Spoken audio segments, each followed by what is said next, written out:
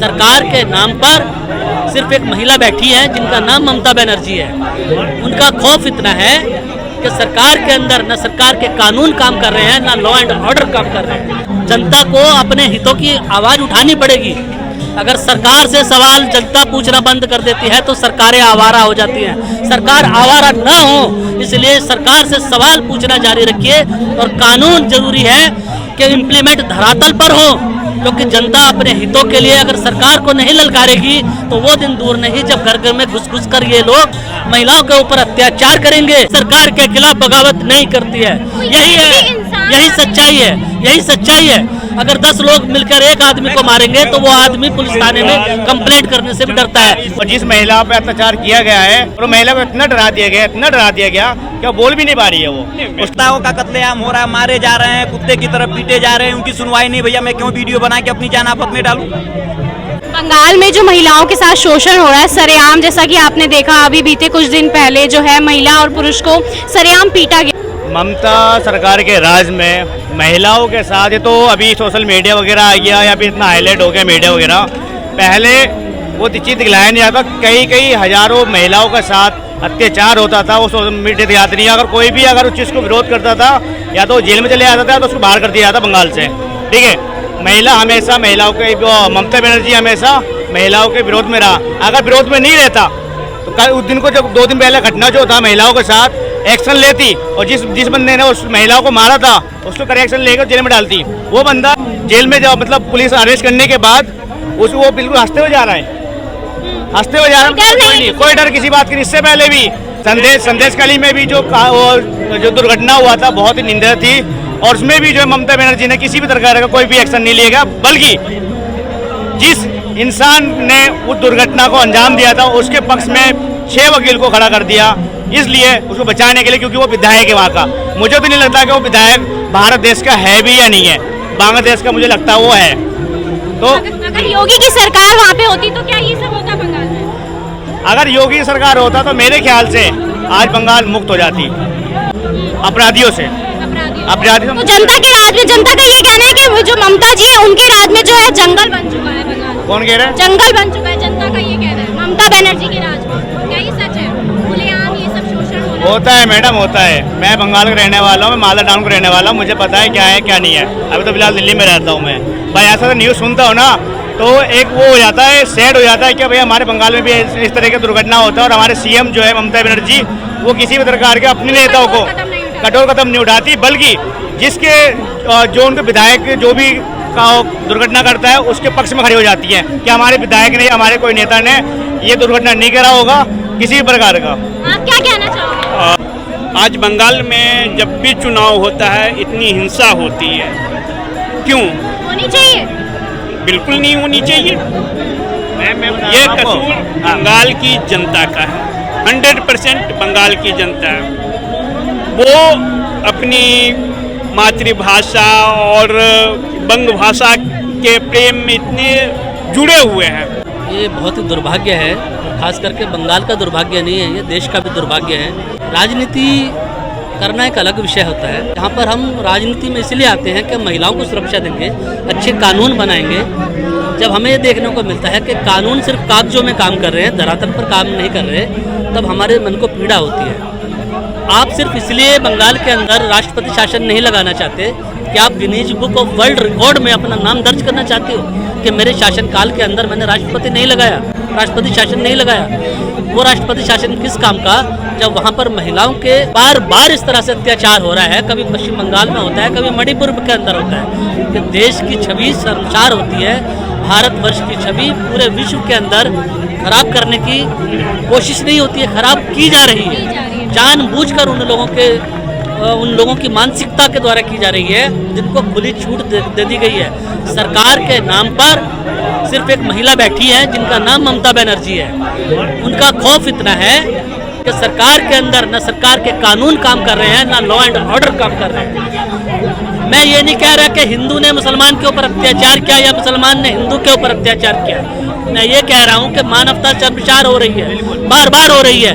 एक राज्यपाल महोदय को वहाँ पर बिठा दिया गया है इसी कमरा देके, वो अपने सारा दोष जो है वो सरकार का है, क्योंकि वहाँ पे देखने वाली जो जनता थी वो भी चुपचाप कहीं ना कहीं खड़ी थी। बता रहा ना, जनता जो थी ना पे, जनता जो वहाँ की जितने भी जनता थी, वो सारे जो वो गुंडा नेता है ना, वो उसके सपोर्टर थे सारे।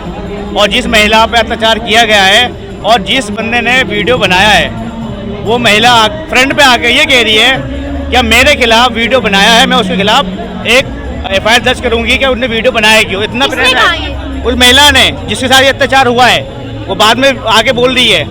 मतलब ये भी बंगाल में जो है वीडियो बनाना भी जुर्म है किसी का अगेंस्ट। और वो महिला को इतना डरा दिया गया, इतना डरा दिया गया कि वो बोल भी नहीं पा रही है वो उसका अगेंस्ट। मैं कहा ना कि बंगाल में शुरू से ही गुंडा तंत्र रहा है, शुरू से ही रहा है, गुंडों का शासन है। जो भी नेता, जो भी पार्टी वहाँ पे शासन करती है, उसके आसपास गुंडे भरे होते हैं। कि मैं एक लाइन में इसको समअप करता हूँ, जब आप लेफ्ट की सरकार कहीं बनाते हैं और आप ह्यूमन राइट की बात करते हैं, तो आपसे बड़ा बेवकूफ़ कोई नहीं हो सकता। ठीक है, ये खाली आपको झूठ सिखाते हैं कि भैया आप लेफ्ट से हैं, आपके ये राइट है, आपके वो राइट है, आपके ये राइट है, आपको वो मिलना चाहिए।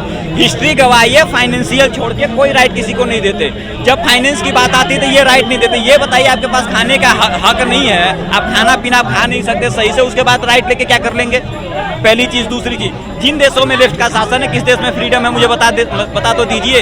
ये केवल भारत में लेफ्ट का और इस्लाम का एक हिपोथेटिकल बोलो तो कॉम्बिनेशन चल रहा है, जिससे भारत को बर्बाद करने की क्षमता की हुई है। बाकी मुझे नहीं लगता। अब जिसे जो बंगाल में घटना हुई है, बंगाल की एक हिस्ट्री रही है, तो इसका क्या मतलब हम उसको एक्सेप्ट कर लें? आप क्या कहना चाहोगे? देखिए, बंगाल के अंदर जो महिला के ऊपर अत्याचार हुआ है, जो बहुत बड़ा शोषण एक तरह से उनका किया गया है, घृणित कार्यकृत्य किया गया है, वो महिला भारत के नागरिक है। वो महिला भारत की आम नागरिक है और देश की सर्वोच्च नागरिक, किसी भी महिला के साथ ये नहीं होना चाहिए। देश की सर्वोच्च नागरिक भी एक महिला है। मैं ये कहना चाहता हूँ, मुख्यमंत्री महिला, जिन पे अत्याचार हो रहा है वो महिला, और देश की सर्वोच्च नागरिक भी महिला। तो महिला को हमने सशक्तिकरण का बात तो कर दिया है, लेकिन महिलाओं की रक्षा कौन करेगा? जब हमने पूरी आपको पावर दे दिया, अधिकार दे दिया है, तो महामहिम राष्ट्रपति जी को अपनी सरकार से पूछना चाहिए कि आप राष्ट्रपति शासन बंगाल के अंदर क्यों नहीं इम्पोज कर रहे हो, क्यों नहीं लगा रहे हो? किस चीज़ का डर है आपको? अगर सरकार वहाँ काम नहीं कर पा रही है तो राष्ट्रपति जी ने वहाँ पर राज्यपाल को नियुक्त क्यों किया हुआ है? उनको बुला ले, यहाँ पे चुनाव लड़वा दे, किसी निगम का चुनाव लड़वा दे उनको। अगर राज्यपाल वहाँ पे मूक दर्शक बनकर बैठे हैं और बैठ गए कि हम अपने मुंह से कुछ बोलेंगे नहीं, कोई अपने कार्य नहीं करेंगे, अपने अधिकारों का इस्तेमाल करके तो देखिए किस तरह से बदल। जनता क्यों चुप रही? जनता ने कोई एक्शन क्यों नहीं लिया? देखिए, जनता में जब भी सरकारें जनता को डरा देती है, जनता अपने पेट की भूख शांत करने के लिए सरकार के खिलाफ बगावत नहीं करती है। यही है, यही सच्चाई है, यही सच्चाई है। अगर 10 लोग मिलकर एक आदमी को मारेंगे तो वो आदमी पुलिस थाने में कंप्लेंट करने से भी डरता है। वही बंगाल के अंदर। सुनिए, वहाँ पे सेकेंड अपोजिशन कौन है? भारतीय जनता पार्टी। ठीक है, उसके 300 से ज्यादा कार्यकर्ता मारे जा चुके हैं। क्या भाजपा के किसी कार्यकर्ता ने या किसी भी लीडर ने कोई एक्शन लिया? आज तक नहीं लिया ना। कांग्रेस के सैम पित्रोदा ने इनहेरिटेंस टैक्स पे एक बयान दे दिया था, उनको पार्टी ने बाहर निकाल दिया क्योंकि उनको लग रहा था कि चुनाव के टाइम हमारा नुकसान हो सकता है। ठीक है, जैसे उनकी सत्ता खत्म होती है, इलेक्शन खत्म हुआ, अगले दिन उनकी इंडियन ओवरसीज कांग्रेस पे वापसी हो जाती है। भैया, जो अपोजिशन की पार्टी है सेकेंड नंबर की, उसके कार्यकर्ताओं का कत्लेआम हो रहा है, मारे जा रहे हैं, कुत्ते की तरफ पीटे जा रहे हैं, उनकी सुनवाई नहीं। भैया, मैं क्यों वीडियो बना के अपनी जान आफत में डालूं? आपके जान के ऊपर खतरा। इस सरकार का जो निकम्मापन है ना, वो हर मोर्चे पे फेल हो रहा है। जैसे देखिए, एक चीज और सुन लीजिए, 1980 के इलेक्शन में जब इंदिरा गांधी जीती थी तो उन्होंने तकरीबन, I am not sure but 4 या 9 स्टेट को वाइप आउट कर दिया था राजभवन ने कि भैया तुम चुनाव हार चुके हो और तुम्हारे पास ये मोरलिटी नहीं है कि तुम सरकार चलाओ। यहाँ इतना अन्याय होने के बावजूद भी हमारे देश के प्रधानमंत्री जी चुप हो जाते हैं और राष्ट्रपति तो कुछ कर ही नहीं सकते। तो ये जो हिपोक्रेसी है ना भाजपा वालों की कि भैया तुम्हारे कार्यकर्ता मारे जाए, कुछ ये कहते भैया हम तो धर्म की राजनीति नहीं करते हैं, हम तो संविधान के बनाए हुए कानून से चलेंगे, लेकिन करेंगे कुछ नहीं। जब संविधान बचाने की बात आती है तब ये चुप हो जाते हैं। और जो संविधान का मतलब जिसने जीने का राइट खत्म कर दिया, जिसने संविधान बदल दिया, सबसे ज्यादा अमेंडमेंट कर दिया, वो लोग संविधान बचाने के ठेकेदार बने हुए हैं। तो भैया, जिस देश की जनता के पास इतना सेंस नहीं है कि जिन लोगों ने संविधान बदला हुआ, संविधान की हत्या कर दी है, जो आपके जीने का अधिकार छीन लिया था, उन लोगों को वोट देकर सत्ता में पहुंचा सकती है, उस पब्लिक से आप उम्मीद कर रहे हैं कि एक महिला के अपमान पे चुप रहेगी?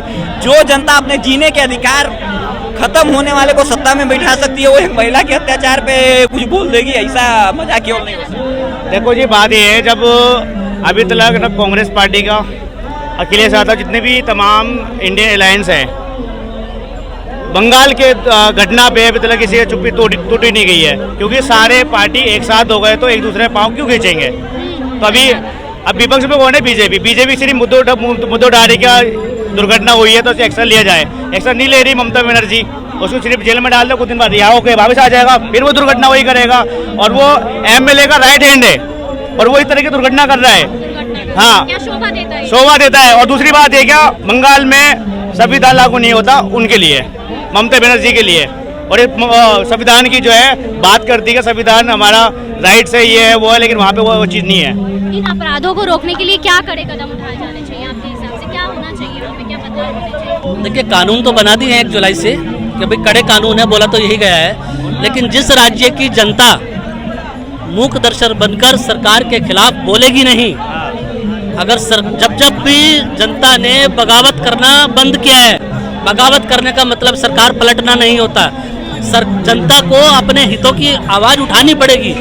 अगर सरकार से सवाल जनता पूछना बंद कर देती है तो सरकारें आवारा हो जाती हैं। सरकार आवारा ना हो, इसलिए सरकार से सवाल पूछना जारी रखिए, और कानून जरूरी है कि इम्प्लीमेंट धरातल पर हो, क्योंकि जनता अपने हितों के लिए अगर सरकार को नहीं ललकारेगी तो वो दिन दूर नहीं जब घर घर में घुस कर ये लोग महिलाओं के ऊपर अत्याचार करेंगे। और सिर्फ आज भारत के अंदर एक नैरेटिव बनाया जा रहा है, भारत में इस्लामीकरण की पहल हमें सुनाई देने लगी है। कारण क्या है? तमिलनाडु से बोला जाता है कि हिंदुत्व को समाप्त करने के लिए हिंदू को कीड़े मकोड़े सनातन का समूल नाश कर देंगे, और बंगाल से आवाजें निकल रही हैं क्या? इसी तरह से समाज में सजा देने का प्रावधान है हमारे बंगाल के अंदर।